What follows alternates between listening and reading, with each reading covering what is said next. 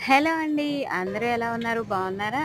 ఈరోజైతే బెండకాయ పులుసు చాలా ఈజీగా బ్యాచిలర్స్ అయినా 2 నిమిషాల్లో చేసుకునే విధంగా ఎలా చేసుకుంటామో చూద్దామే. ఇది పుల్ల పుల్లగా బావుంటది. వేడన్నంలో తిన్నారంటే నోటికి చాలా బావుంటుంది. ఫస్ట్ అయితే మనం దీనికోసమని ఒక గిన్నె లేదా కడాయి ఏదో ఒకటి పెట్టేసుకోండి. మీ ఇంట్లో ఏది అవైలబుల్‌గా ఉంటే అది.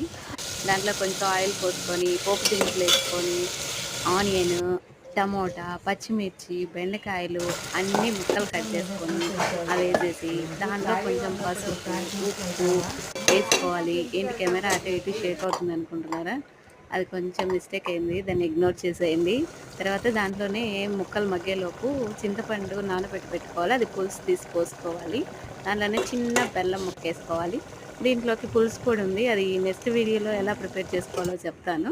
లాస్ట్‌లో కొత్తిమీర ఏసుకొని అంతే బెండకాయ పులుసు రెడీ. Okay friends. బాయ్.